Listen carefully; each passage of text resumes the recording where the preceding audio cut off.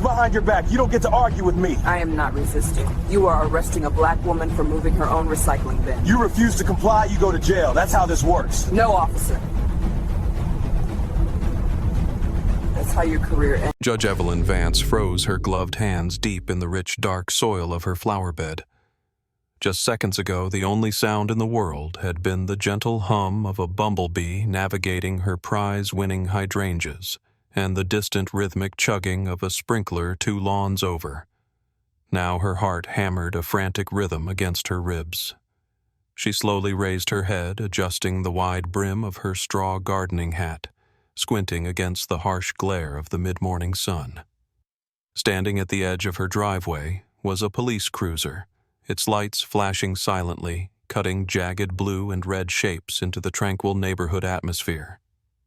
A young officer had exited the vehicle and was currently marching up her driveway with a stride that suggested he was invading a hostile nation rather than approaching a 60-year-old woman in a wealthy subdivision. He couldn't have been more than 30 with a buzz cut so severe it showed the pale skin of his scalp and jaw muscles that twitched with aggressive adrenaline.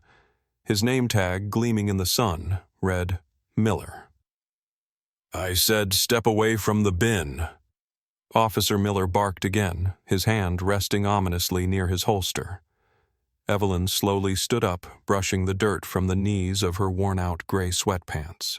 She knew exactly how she looked.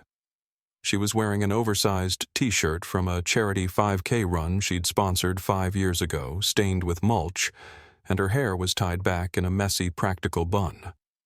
To the untrained eye, or perhaps the prejudiced eye, she didn't look like the Honorable Evelyn Vance, the woman who had presided over the municipal court for 15 years. She looked like an older black woman doing yard work. "Young man," Evelyn said, her voice calm but projecting the kind of authority that usually made defense attorneys check their notes nervously. "There is no need for shouting. I am simply moving my recycling bin back to the garage." Miller stopped about 10 feet from her, his chest puffing out. "I didn't ask you what you were doing. I told you to step away. Do you have any idea what the municipal code says about curbside obstruction?" Evelyn almost laughed. Did she know the code? She had practically rewritten the interpretation of Section 402 regarding residential zoning disputes 2 years ago. "I am well aware of the code," she replied, pulling off her gardening gloves with slow, deliberate movements. "The bin is allowed to be on the curb until 10:00 a.m. on collection day. It is currently 9:45 a.m. The truck just passed." "Don't get smart with me," Miller snapped, closing the distance between them. The smell of his stale coffee and aggressive cologne wafted toward her. "And don't quote laws at me. I know you people think you can just leave your trash wherever you want because you're working for rich folks, but in this town, we have standards." Evelyn's eyes narrowed slightly. "Working for rich folks," she repeated softly. The implication hung in the air, thick and ugly. Miller didn't even catch the warning tone in her voice. He was too busy pulling a ticket book from his vest, flipping it open with a theatrical flair that suggested he believed he was the thin blue line separating civilization from chaos. "I'm writing a citation for the homeowner," he announced, not bothering to look at her. "And since you're the one responsible for this mess, I'm going to need to see some identification. I want to know exactly who employs a housekeeper with such a disregard for public ordinances." "I am not the housekeeper," Evelyn said, her voice dropping an octave, becoming colder. "And I am certainly not giving you my identification for a non-existent infraction." Miller stopped writing and looked up, a sneer curling his lip. "Excuse me, did you just refuse a lawful order?" "I refused an unlawful demand based on a false premise." Evelyn corrected him, standing her ground. She was 5'5" and he towered over her. But in that moment, she felt 10 feet tall. "This is private property. The bin is within the legal time limits. You are trespassing and harassing a citizen without probable cause. I suggest you get back in your vehicle and patrol somewhere that actually needs your attention." Miller laughed a harsh, barking sound.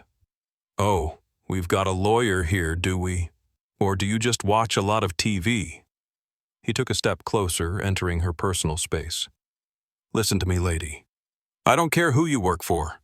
I don't care if the owner of this house is the mayor himself. You are obstructing an officer and failing to identify.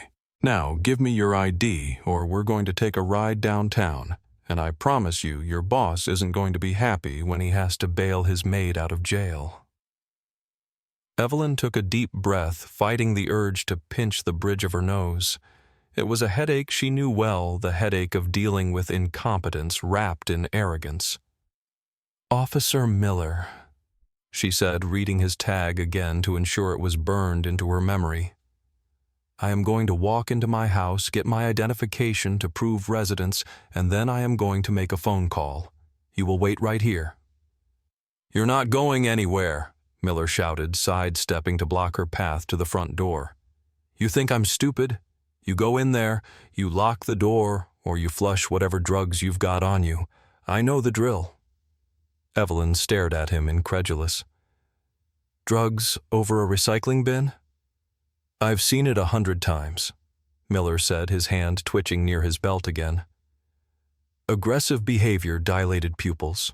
You fit the profile." "The profile?" Evelyn repeated, her voice dripping with disdain. "Of a senior citizen gardening on a Tuesday morning." "Stop resisting," Miller bellowed, his face turning a shade of crimson. "Turn around and put your hands behind your back. You're under arrest." The absurdity of the situation was rapidly giving way to genuine danger. Evelyn had seen Bodycam footage in her courtroom of moments exactly like this, situations that escalated from a minor misunderstanding to a tragedy because an officer's ego was bruised. She knew that if she made a sudden move, this man, fueled by bias and a fragile sense of authority, might actually hurt her. "I am not resisting," Evelyn said, keeping her hands visible, palms open. "But I'm also not turning around. You are making a grave mistake, officer, one that will cost you your badge." "Is that a threat?" Miller hissed. He unclipped the retention strap on his holster. The sound was a sharp click that echoed loudly in the stillness. "You threatening an officer? That's a felony. You just dug your hole deeper." "It is not a threat. It is a statement of fact," Evelyn replied, her gaze unwavering. "I am telling you that you are violating my Fourth Amendment rights. You have no articulate suspicion of a crime. You are profiling me based on my race and your own preconceived notions of who belongs in this neighborhood." "I'm done talking," Miller growled. He reached for his radio on his shoulder. "Dispatch, this is Unit 4 Alpha. I need backup at 402 Willow Creek Lane. I have a non-compliant female possible narcotics-resisting arrest, requesting a supervisor." Evelyn felt a flicker of relief mixed with fury. A supervisor. Good. "Make sure you tell them to hurry," she said. Miller glared at her. "Oh, you think the Sarge is going to be on your side?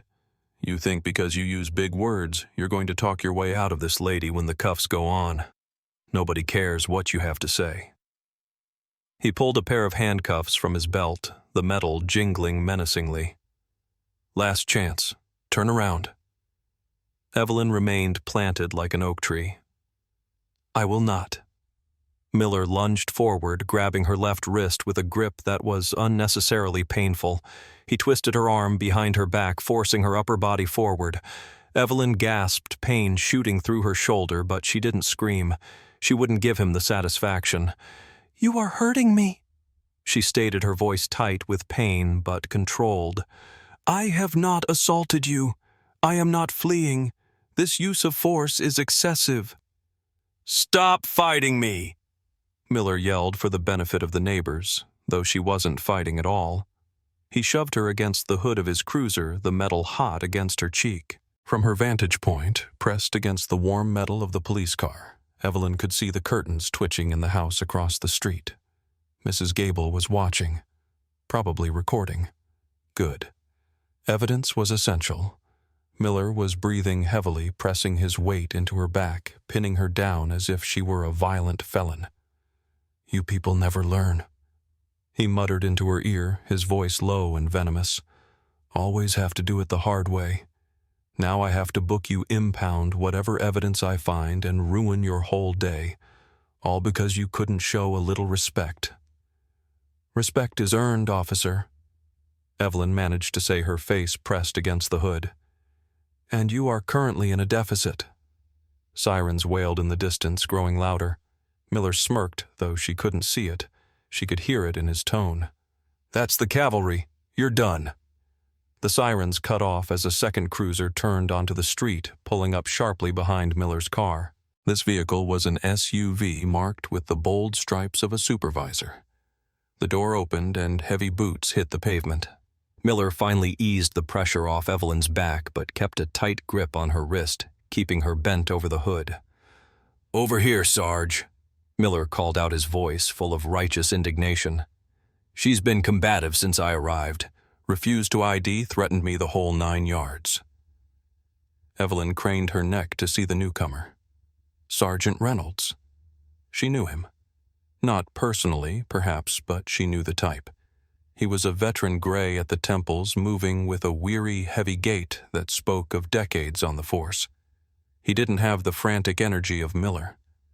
He had the tired look of a man who just wanted to finish his shift without an incident. "Let her up, Miller," Reynolds said, his voice gravelly as he approached. He didn't sound angry, just practical. "If she's in cuffs, she's secured. No need to lean on her."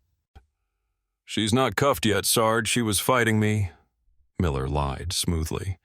"I was just getting her under control when you pulled up." Reynolds stopped a few feet away, squinting in the sunlight. He looked at Miller, then he looked at the woman pinned to the hood of the car. He looked at her gray sweatpants, her dirt-stained t-shirt, and then he looked at her face. Evelyn saw the moment of recognition hit him. It was like watching a man get struck by lightning in slow motion. His eyes widened, his jaw went slack, and the color drained from his face so fast it looked like he might faint. "Officer Miller," Reynolds said, his voice barely a whisper, trembling slightly. "Release her. Immediately." Miller blinked, confused by the order. "Sarge, I'm telling you, she's a flight risk. I said, get your hands off her right now." Reynolds roared, the sound so sudden and explosive that Miller jumped back as if he'd been burned. Miller released Evelyn's arm, stepping back with a bewildered look on his face. "Sarge, what is going on? She's just a maid with an attitude." Evelyn slowly straightened up. She rolled her shoulder, testing the joint. It was sore but not broken. She brushed the dust from her shirt, took a deep breath, and turned her full attention to Sergeant Reynolds. She didn't say a word. She just looked at him. She gave him the look she gave defendants who tried to lie about their community service hours. Reynolds swallowed hard. He took off his cap, holding it against his chest, and stood at attention. "Your Honor," Reynolds said, his voice cracking with mortification. I don't even know what to say." Miller let out a nervous chuckle, looking between his sergeant and the woman in sweatpants. "Your Honor, Sarge, that's a good one. You know this lady." Reynolds turned to Miller, and the look in his eyes was one of pure, unadulterated fury. "Shut your mouth, Miller. You have done enough damage for one lifetime." He turned back to Evelyn, bowing his head slightly. "Judge Vance, are you injured? Do you require medical attention?" The silence that followed was deafening. Miller's face went from confused to pale, and then to a sickly shade of gray. His eyes darted to Evelyn, really looking at her for the first time. He saw the intelligence in her eyes, the steel in her spine, and the terrifying realization that he had just assaulted the most powerful judicial figure in the municipal district. "Judge Vance," Miller whispered, the arrogance evaporating like mist. "I am not injured, Sergeant Reynolds," Evelyn said, her voice calm, precise, and icy. "Physically, at least. My faith in this department's hiring process, however, is critically wounded." "I understand completely, ma'am." "Your Honor," Reynolds stammered. "I can take it from here. I can—" "No, Sergeant," Evelyn interrupted, raising a hand. "You will not take it from here. Not yet. She turned her gaze to Officer Miller, who looked like he wanted to dissolve into the asphalt. Officer Miller, I believe we were in the middle of a discussion about municipal codes in the law. Miller opened his mouth, but no sound came out. He looked like a fish gasping for air on a dock. "Cat got your tongue?" Evelyn asked, taking a step toward him. He instinctively took a step back, shrinking away from the woman he had manhandled moments ago. "You were very vocal when you thought I was a helpless housekeeper. You had quite a lot to say about my people and standards. I would like to hear you finish that thought now." I didn't know," Miller stammered, sweat beading on his forehead. "I mean with the clothes and the yard. It was an honest mistake." "A mistake?" Evelyn's voice was sharp. "Let us be clear, officer. Mistaking a recycling bin date is a mistake. What you did was profiling harassment and assault. You assumed that because of the color of my skin and the clothes on my back, I could not possibly own a home in this zip code. You assumed I was uneducated. You assumed I was a criminal." She walked closer, and Miller looked at Reynolds for help, but the sergeant was staring at the ground, refusing to intervene. "Tell me, Officer Miller," Evelyn continued, her voice ringing out clearly for the neighbors to hear. "What is the probable cause required for a Terry stop?" "Ma'am," Miller squeaked. "Judge," she corrected. "Address me as judge. What is the standard? You seemed very confident in your legal knowledge earlier." "Reasonable suspicion that a crime has been, is being, or is about to be committed," Miller recited, his voice shaking. "Correct," Evelyn said. "And a recycling bin being 3 inches over the curb line, is that a crime?" "No, Your Honor." "Is it an arrestable offense?" "No, Your Honor." "So, when you put your hands on me," Evelyn said, her voice dropping to a dangerous whisper, "when you twisted my arm and shoved me against a vehicle, you were acting outside the color of law. You were acting as a bully with a badge." Miller looked down at his boots. "I apologize, Your Honor. I was just having a bad morning." "A bad morning?" Evelyn let out a short, incredulous laugh. "If I have a bad morning, I might spill my coffee. If you have a bad morning, citizens lose their civil rights. Is that the standard we hold you to?" She turned to Sergeant Reynolds. "Sergeant, I want his badge number and his supervisor's name, though I assume that is you, on my desk within the hour. And I want the body camera footage from this entire interaction flagged and preserved. Is that understood?" "Absolutely, Your Honor," Reynolds said, snapping to attention. "It will be done immediately." Evelyn wasn't finished. She looked back at Miller. "Young man, I see dozens of men like you in my courtroom. Not the defendants, the officers. Men who think the badge is a shield that protects them from consequences rather than a symbol of service. You demanded respect from me. You demanded compliance, but you offered neither dignity nor humanity." She pointed a gloved finger at the recycling bin. "That bin is there because I live here.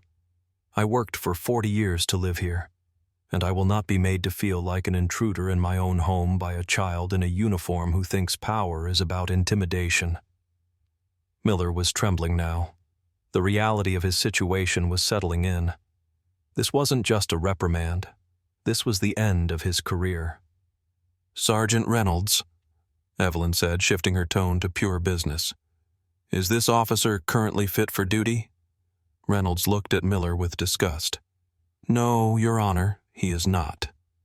"Then I suggest you relieve him of his weapon and his badge immediately," Evelyn said. "I will not have an armed officer patrolling my streets who cannot distinguish between a gardener and a felon." Reynolds stepped forward. "Miller, turn around." The irony was palpable.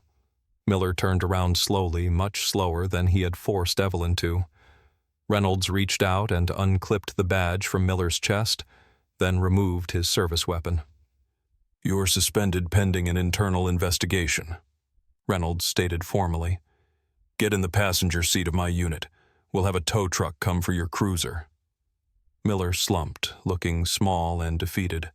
He cast one last look at Evelyn, a look of fear and regret, before trudging toward the SUV. Evelyn stood in the driveway watching as Reynolds secured Miller in the vehicle. The sergeant walked back to her, his hat in his hand. "Judge Vance," Reynolds said softly. "I have no words. I've known Miller for a year. I knew he was hot-headed, but this is inexcusable. On behalf of the department, I am deeply sorry." Evelyn looked at the older man. She saw the fatigue in his eyes. She knew Reynolds was a good cop, one of the few who tried to hold the line. "I know you are Sergeant, but sorry doesn't fix a culture that allows him to feel comfortable doing that in broad daylight. If I were not a judge, if I were just Mrs. Vance, the retired teacher, would he be in the back of that car right now?" Reynolds didn't answer.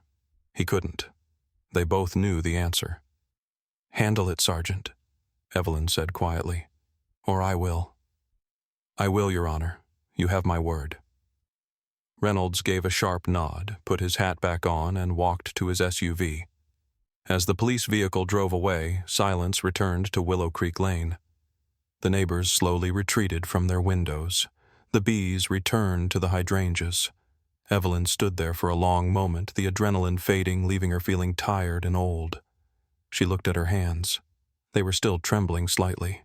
She wasn't made of stone despite what she projected. She was a human being who had been frightened and humiliated. She walked over to the recycling bin.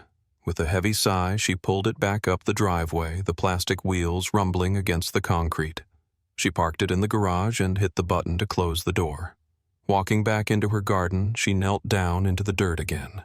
She picked up her trowel. The earth was cool and forgiving.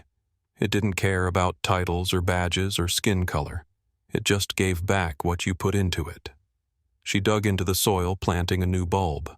Life would go on. But today the world had shifted just a little bit. She had stood her ground not just for herself, but for every person who had ever been told they didn't belong.